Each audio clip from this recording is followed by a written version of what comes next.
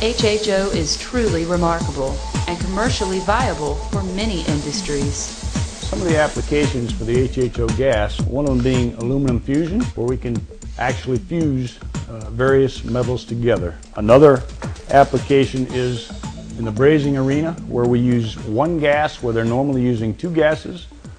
We get a stronger braze, we get it faster, and it's all done with one gas.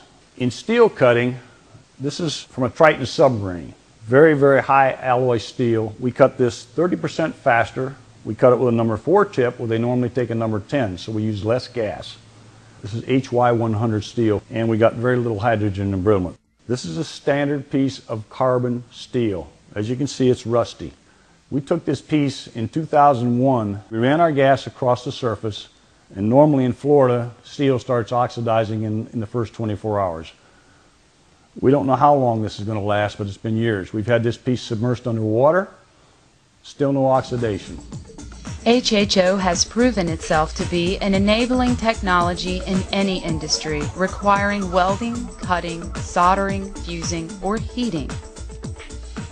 My first opportunity to work with the HHO gas was about 9 months ago in the offices of the Hydrogen Technology Company.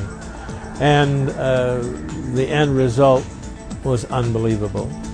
Joseph Spencer, an artist in the Tampa Bay area, has nearly 40 years of experience in glass and enamel. HHO gas, the color difference is unbelievable in the fact that with HHO, it's beautifully crystal clear, whereas with propane or acetylene, you end up with a gray, muddy look, which apparently is from the gas itself. And you can't do anything about it, you're stuck with it. Basically what I'm doing right at the moment is I'm heating a copper ball, and we're putting it into the HHO gas. And as an end result, the heating is almost instant. And I'm applying the enamel to it, dark blue, and then we return it to the HHO gas, get the ball red hot. One of the nice things in this particular case with the HHO is that I don't have to do it more than twice. And then we're going to a mix.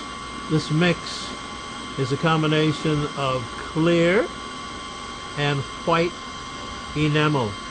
And as an end result, we'll end up with a snowflake bead. HHO is so clear, so hot, and so pure that you end up with an absolutely beautiful bead. Another huge advantage of the gas is its sheer economy. Our cost of running our HHO generator the entire day, including distilled water, which I get from the local grocery store, and our total electricity consumption is less than $7 a day. Furthermore, we never worry about running out of gas. As long as you can flip a switch and pour a little water, you've got all the gas you want.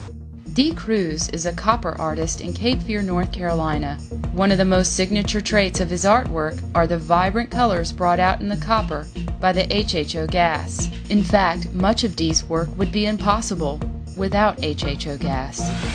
Okay, now we're cutting a palm tree top. This is a small palm tree, and this is a fairly intricate piece. You notice how cleanly it cuts and how little molten material it leaves. As she comes back down this leaf in particular, notice how the entire leaf is cherry red without falling off or melting away. We couldn't do that with any other gas. The most outstanding and profound thing about HHO gas is that it represents something that is so totally unique, so completely different, and so absolutely new, that I think that it goes beyond being simply a new form of energy. And in reality, as time goes on, will be proven to become or develop into an entirely new branch of science. That day may already have arrived.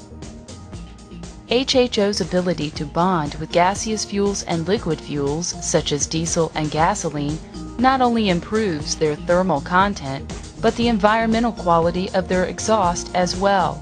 And, in contrast to hydrogen fuel cell technology, HHO is much safer and does not require any changes to the current fuel infrastructure.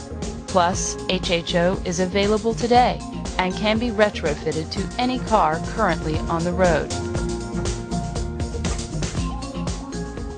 This is our latest hydrogen on-demand vehicle. Has a 1.9 liter engine, and as you can see, we've made very little modifications. Totally different than the fuel cell, where they're operating at up to 10,000 pound PSI.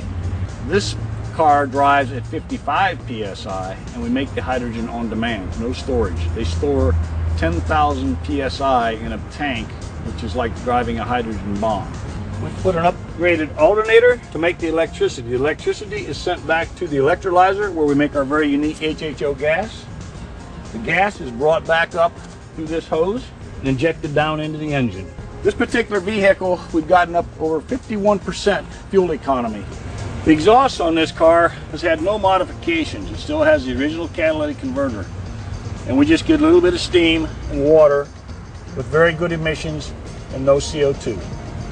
The nice part about it is this vehicle is ready today, not 30 years on down the line with the fuel cell people. HHO gas. It's here, it's now, it's evolutionary.